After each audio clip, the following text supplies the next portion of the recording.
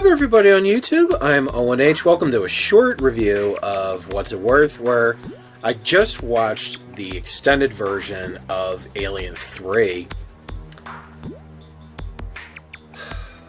Well, I think a lot of people drummed up my excitement for nothing. I mean, it's like, I like both versions for different reasons.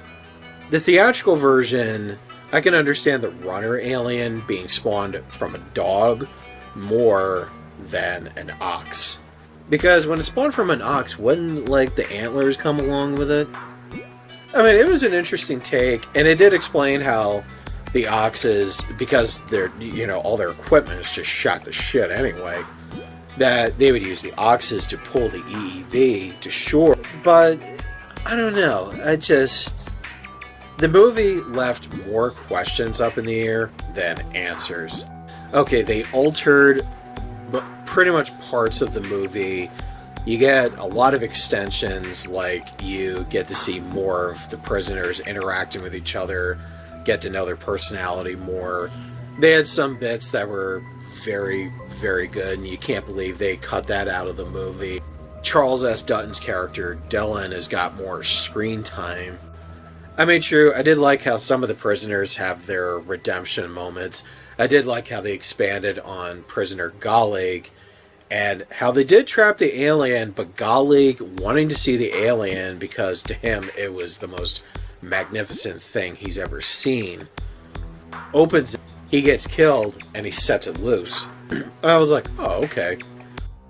But they made some of the stupidest choices in the extended version, which part of it was the alien queen, in the director's cut, never bursted out of her chest, and she just falls down in this crucifix manner. Which I did like how they made it where there was no way Ripley could be cloned.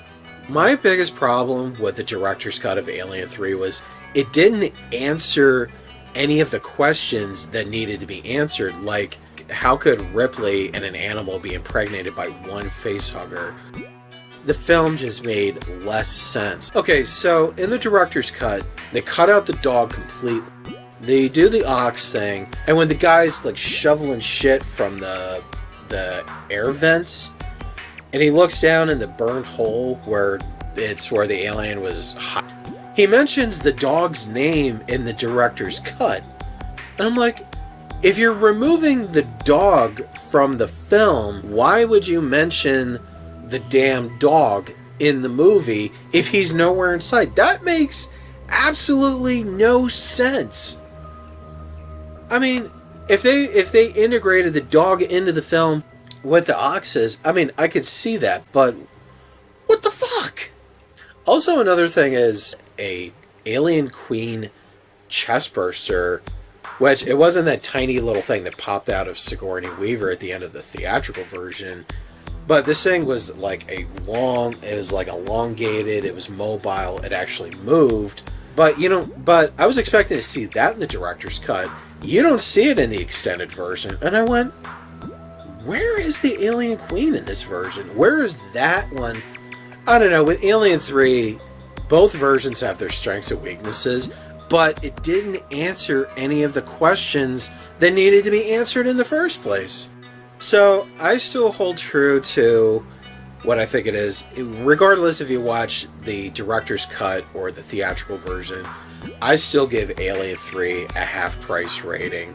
Because I do enjoy it, but the director's cut just did not make up for it. As a matter of fact, to me, it didn't make any sense. It made less sense than the theatrical version. So I'm done reviewing the director's cut of Alien 3, and I'm going to move on with something else.